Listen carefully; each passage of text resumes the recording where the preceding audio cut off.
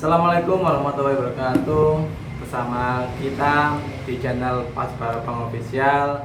Sekarang kita bersama Bang Hafid, salah satu PPI dari Pasuruan. Di sini kita akan pengen tahu mulai dari awal dia seleksi sampai dia bisa seperti ini. Untuk hari pertama saya lolos, hari kedua itu seleksinya ada tes tinggi badan lagi. Oh lagi? Iya, berat badan. Habis itu, habis itu ada postur. Habis itu selesai, lolos lagi, alhamdulillah lolos.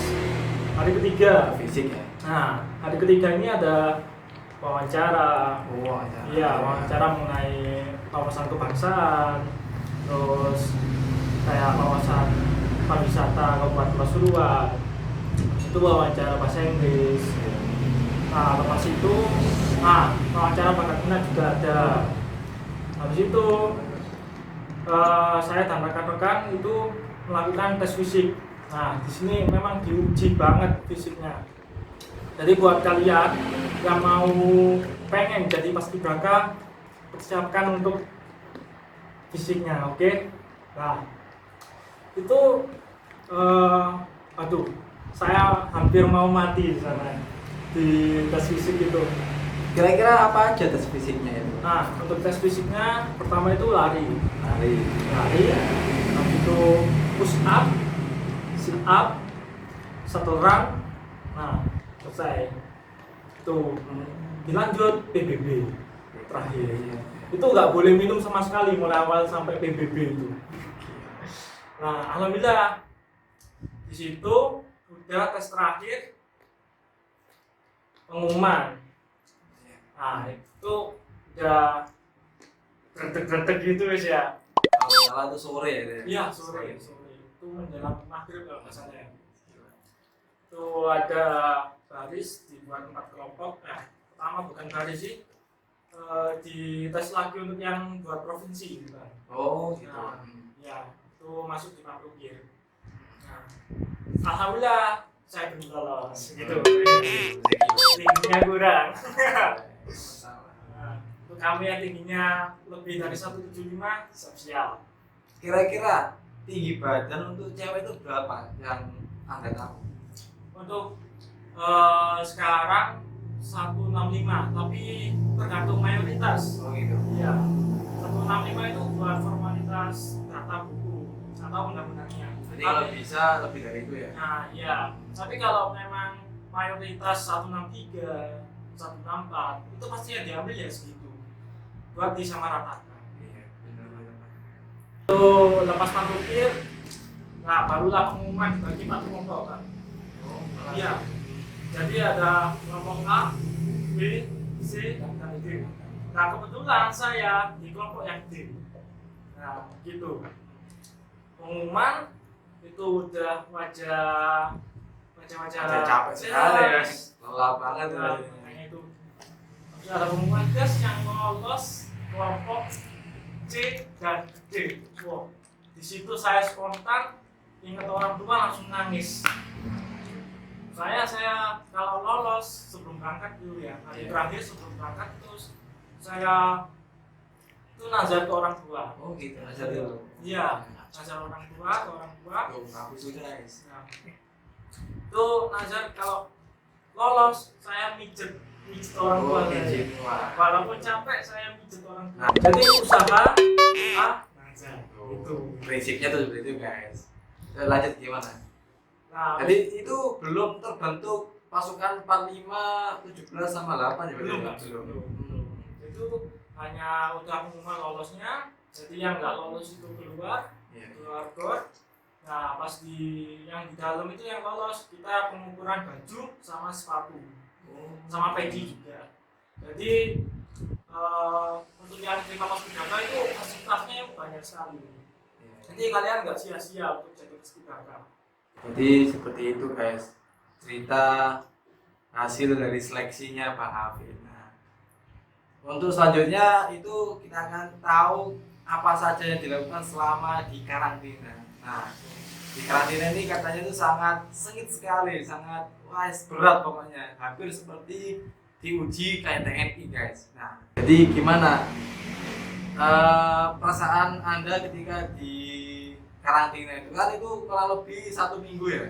10 hari. 10 hari. Oh, iya. Jadi gimana awal pemberangkatan ke mana tuh? Tempatnya di mana? Chandra Pandaan. Itu tempatnya di sana. Ya. Jadi gimana awalnya? Untuk awal berangkat, ya berangkat sama tim sekolah SMK Rembang. Kita berangkat ke sana. Kebetulan di SMK Rembang itu 3 orang yang lulus. Oh gitu. Siapa aja nih? Saya, terus Adi, sama Iya. Fauzi. Oh. Kita beda kelas semua. Iya, iya.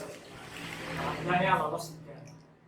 Sampai sana udah wajah putih juga karena grogi. Pasti ya, gitu pasti ya.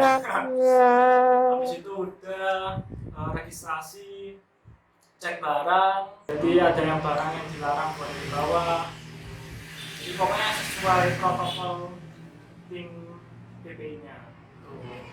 Barang yang harus dibawa. Habis itu selama karantina hari pertama itu kita belum ada latihan. Kita hanya materi mengenal pembentukan Bu Lurah, Pak Lurah. Oh, gitu. Nah, Kayak desa. nah, namanya desa bahagia di sana. Wah. Kalau nggak baiknya bukan desa namanya. Iya, namanya itu di wajah, di hati Iya, yang iya. Jadi sana itu hari kedua ya langsung ya. Hari kedua itu kita bangun itu sebelum sholat subuh kita mandi. Ini serunya ini di sini bang. Kita Kenapa? mandi kan satu kamar satu bilik itu 4 orang. Iya. Nah, dikasih waktu 10 menit. Oh gitu. Nah, kalau 4 orang kan nggak cukup. Nah, Otomatis bareng-bareng. Iya. Nah, di situ serunya. Kita itu saling tolak belakang ya mandinya muter gitu. Jadi sikat gigi satunya gini. Terus itu sabunnya. Itu serunya di situ juga. Terus itu kita sholat balik lagi ke kamar. Habis itu olahraga. Senam pagi biasa. Habis senam lagi, mandi lagi. Habis itu makan lagi. Habis makan pagi diajar lah. Situ. Berarti selama itu belum ada latihan berarti ya? Gimana? Belum ada latihan kayak LBB-nya itu belum berarti ya? Di hari kedua itu Pak. Hari kedua. Ya, hari pertama itu enggak ada. Di hari kedua itu kita diajar, habis makan tuh langsung pas perutnya diajar kita. Suruh ke lapangan, diajar mati-matian, PBB harus sama gini. Waduh. Itu keras banget. Jadi untuk grafik latihannya itu dari atas ke bawah. Jadi buat kalian yang lolos paskibraka karantina jangan kaget di hari kedua. Katanya juga pas makan itu juga ada peraturannya ya? Apa namanya? Aletri. Aletri. Ya, itu Makan aja ada peraturannya guys, gila. Jadi kita bukan duduk berdiri di belakang kursinya terlebih dahulu. Ya. Iya. Kalau ke Pak Lurahnya bilang duduk, baru kita bukan tarik, diangkat. Kalau ditarik itu nanti disuruh push up. Soalnya kan bunyi. Iya. Itu diangkat, kita duduk. Itu untuk duduknya tegap gini, nggak boleh yang nyantai, yang gini nggak boleh. Jadi tegap. Jadi seperti ini ya berarti ya? Iya. Nanti ada tim tiket ngasih makan sudah kelar semua. Nah di situ ada yang memimpin baca doa, terus itu kita makan. Nah pas makan ini dikasih waktu 10 menit. Bayangkan 10 menit. Satu bunyi kurangi 1 menit. Oh gitu? Iya. Berarti kalau 1 bunyi 1 menit, 2 bunyi 8 menit. Iya, cuma tinggal 8 menit. Jadi ya tapi untuk kakak-kakak abang-abang PPI berbaik hati, jadi kita agak bisa longgar. Dikasih diskon lah. Iya. Jadi bisa lebih 10 menit gitu loh. Katanya ada yang bilang kalau bukan hanya dikurangi waktu ya, Iya. pas kita mendengarkan kritikan piring itu katanya ditukar makanannya, bener nggak sih? Kalau ditukar makanannya sih enggak. Enggak. Cuma suruh lepas sendok, kita makan pakai tangan. Wah, sih. Itu. Senar rasul ya. Kita makan pakai tangan, apalagi ada kuahnya. Aduh, itu susah banget. Langsung gini ya maksudnya. Makan, habis pakai tangan suruh pakai sendok lagi. Gerinya itu gimana itu? Bayangin guys, basah nih guys. Lagi Basah, kena apa? Kuah, terus pakai sendok lagi guys. Bayangin aja sendiri nantinya. Habis makan siang dong.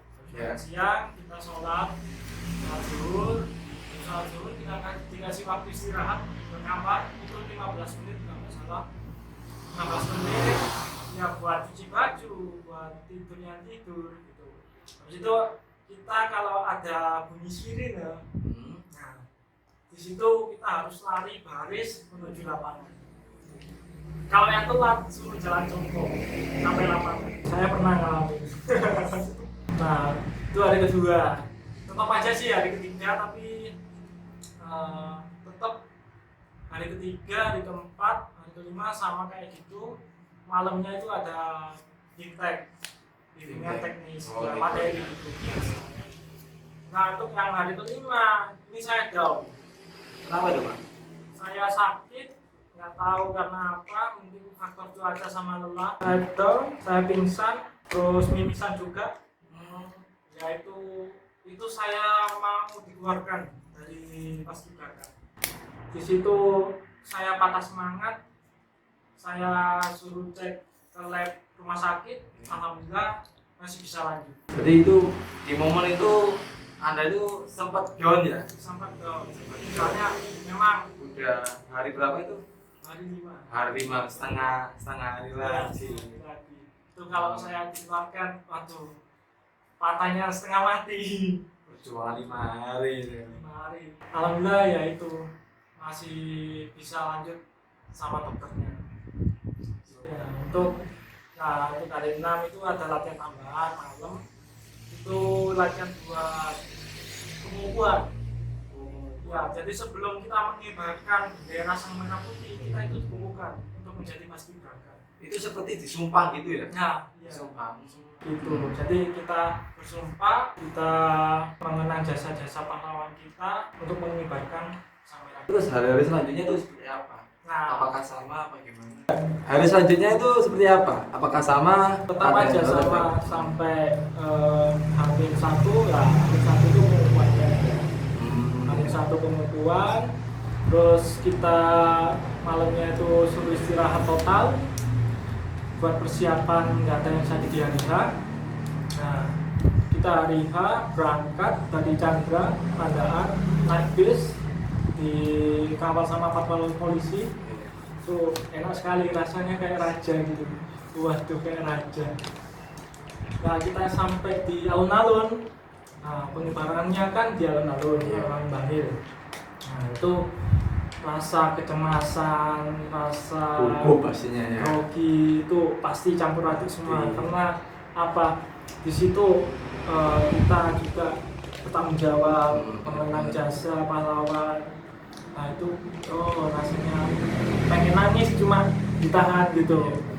Nah habis itu udah pengibaran, alhamdulillah sukses sampai puncak benderanya, nggak ada kendala. Kita kembali ke Chandra, situ pas waktu bicara pulang nangis semua. Itu rasa bukan nangis cengeng ya, itu rasa nangis bahagia. Gitu. Apalagi kan di situ kan katanya orang tua kita kan diundang kan ya? Iya, diundang dan memakai baju merah kalau nggak salah ya? Pakai baju adat sih. Adat, batik berarti? Iya. Batik kebaya berarti? Batik kebaya. Itu pas malam resepsi. Habis pengibaran.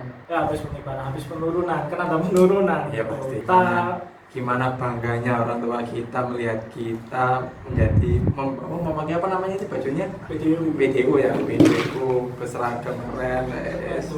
itu Sekalian bayangkan sendiri aja gimana rasanya. karena menjadi paskibraka itu nggak gampang. Dari 600 remaja di kabupaten hanya terdiri 76. 76 itu yang paling terbaik gitu. Itu susah payahnya. Terus kira-kira apa yang Anda dapatkan selama karantina itu, kesan dan pesan Anda untuk kedepannya untuk para calon-calon paskibra kabupaten ini? Pesan saya ya untuk Ya.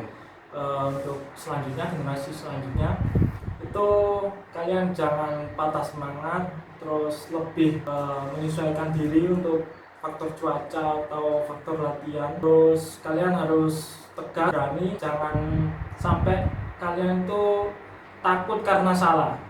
Tuh bener guys. Iya.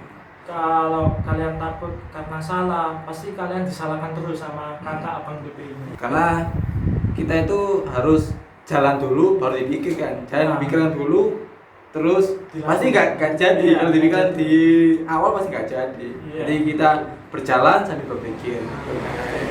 Iya, bagus. Terus kesan-kesannya apa aja selama di karantina? Kesannya, untuk kesan di karantina itu banyak momen sih, banyak momen.